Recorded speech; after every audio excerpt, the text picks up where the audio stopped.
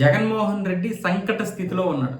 ఇటు రాష్ట్రంలో కూటమికి వ్యతిరేకత, కేంద్రంలోనేమొచ్చేసి బీజేపీకి సపోర్ట్. బీజేపీ ప్రవేశపెట్టినటువంటి ప్రతి బిల్లుకి సపోర్టే చేస్తున్నాడు. చాలా మంది ఏమనుకున్నారంటే కాంగ్రెస్ అతన్ని అనేక రకాలుగా ఇబ్బందులకు గురి చేసింది కాబట్టి ఎట్టి పరిస్థితుల్లో కూడా కాంగ్రెస్కి సపోర్ట్ చేయడు అని అనుకున్నారు అప్పట్లో మొదటి దీంట్లో. కానీ అలా కాదు. ఇప్పుడు ఆ తర్వాత కూడా బీజేపీకి సపోర్ట్ తప్ప ఇంకొక అవకాశం లేకుండా పోయింది. ఆయన అధికారంలో ఉన్నప్పుడు కూడా బీజేపీకే సపోర్ట్ చేశాడు, ఇప్పుడు కూడా బీజేపీకే సపోర్ట్ చేస్తున్నాడు కేంద్రంలో. ఇటు చూస్తే ఇక్కడ ఎన్డీఏలో భాగస్వామిగా ఉన్నటువంటి జనసేన, తెలుగుదేశాన్ని మాత్రం ఇక్కడ దుమ్మెత్తి పోస్తాడు, అక్కడ మాత్రం బీజేపీకి సపోర్ట్ చేస్తున్నాడు. ఇలాంటప్పుడు మేము జగన్మోహన్ రెడ్డిని ఎలా నమ్ముతాం అని రాష్ట్రంలో ఉన్నటువంటి కొంతమంది ఆయన్ని ప్రశ్నిస్తున్నారు.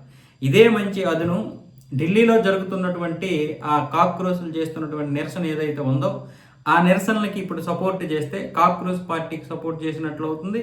అలాగే ప్రభుత్వానికి కూడా వ్యతిరేకంగా ఉన్నట్లు అవుతుంది. ఇక్కడ రాష్ట్రంలో నీకు మంచి ఓటు బ్యాంకు తయారయ్యే అవకాశాలు ఉన్నాయి. ఏదైతే బీజేపీకి వ్యతిరేకంగా ఉన్నారో వాళ్ళందరూ కూడా ఓటేస్తారు జగన్మోహన్ రెడ్డికి. లేదంటే జగన్మోహన్ రెడ్డికి ఏ విధంగా కూడా ఓటేయలేరు. ఎందుకంటే అక్కడ కేంద్రంలో సపోర్ట్గా ఉంటూ ఇక్కడ రాష్ట్రంలో ఇటు కూటమి ప్రభుత్వానికి వ్యతిరేకంగా ఉన్నంత మాత్రాన ఎవరు ఓట్లేస్తారు. క్రిస్టియన్స్ కూడా నమ్మడం లేదు జగన్మోహన్ రెడ్డిని, ఎందుకంటే అటు బీజేపీకే సపోర్ట్ చేస్తున్నాడు కదా అన్న విధంగా మాట్లాడుకుంటున్నారు. అంతేకాకుండా మొన్నటికి మొన్న మమ్మల్ని మేము కాక్రోచ్లము అని కూడా అనుకున్నాడు కదా మన జగన్మోహన్ రెడ్డి. తనని తాను కాక్రోచ్ అనుకుంటూ మేము కాక్రోచ్లమని కూడా సంబోధించాడు. సో ఇక్కడ కాక్రోచ్లు అనడం కాదు, మీరు సపోర్ట్ చేయండి, కాక్రోచ్ పార్టీకి సపోర్ట్ చేయండి.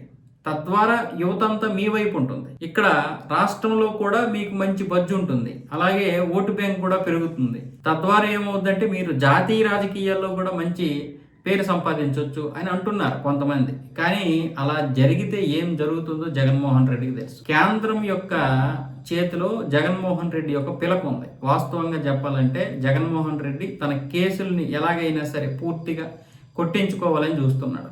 ఒకవేళ కనుక కేంద్ర ప్రభుత్వం ఇది లేకపోతే, ఒకవేళ కేంద్ర ప్రభుత్వానికి వ్యతిరేకంగా వెళ్తే ఇప్పుడు మళ్ళీ కేసులన్నీ తవ్వితేస్తారు. నిజంగా ఇవే జరుగుతుంది ఖచ్చితంగా. మరి ఇప్పుడు ఇంతవరకు ఎందుకు చేయలేదంటే చెయ్యరు. అది ఎప్పుడు ఎక్కడ ఎలా అవసరం రావాలో అలాగ వస్తుంది. ఇప్పుడు జగన్మోహన్ రెడ్డిని అనవసరంగా జైల్లో పెడితే మంచి సానుభూతి వస్తుంది. జగన్మోహన్ రెడ్డికి ఆ సానుభూతే కావాలి. కానీ జగన్మోహన్ రెడ్డి కూడా అంత ధైర్యం చేయడు, జైలుకి వెళ్ళే అంత ధైర్యం చేయడు. ఒకవేళ ధైర్యం చేసిన వాడైతే ఖచ్చితంగా బీజేపీని వ్యతిరేకించేవాడు. కాకపోతే ఇప్పుడు తన మీద ఉన్నటువంటి కేసులన్నీ కూడా కొట్టివేయబడవు, అవి ఇంకా కొనసాగుతాయి, అవసరమైతే ఎక్కువ అవుతాయి.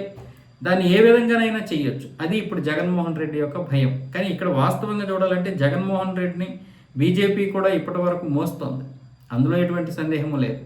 ఆయన అవసరం ఉంటుందేమో, ఎందుకంటే మన అధికారంలో ఉన్నాడు కాబట్టి ఒక రాష్ట్ర సపోర్ట్ ఉండాలి, అలాగే ఎంపీల సపోర్టు ఉండాలి. ఇప్పుడు అధికారంలో లేకపోయినా, ఎంపీలు పెద్దగా లేకపోయినా, ఇటువైపు కూటమిలో ఉన్నటువంటి చంద్రబాబు నాయుడు లేకపోతే ఇంకెవరైనా సరే తోక జాడించడానికి వీలు లేకుండా జగన్మోహన్ రెడ్డిని ఆ విధంగా లైన్లో పెడుతున్నారు, అంటే హోల్డ్లో పెట్టారు. ఎప్పుడైనా వాళ్ళు తోక జాడిస్తే ఇటు జగన్మోహన్ రెడ్డికి పదవులు వచ్చే విధంగా చేస్తారు. 2019లో అదే జరిగింది. చంద్రబాబు నాయుడికి ఆ విషయం తెలుసు. సో ఈ విధంగా ఆంధ్రప్రదేశ్ రాజకీయాలు ఇలా కొట్టుమిట్టాడుతూ ఉన్నాయి. అయితే ముఖ్యంగా ఇక్కడ జగన్మోహన్ రెడ్డి విషయానికి వస్తే మాత్రం ఖచ్చితంగా బీజేపీకి వ్యతిరేకంగా వెళ్ళే అంత ధైర్యము, సాహసము చేయలేడు.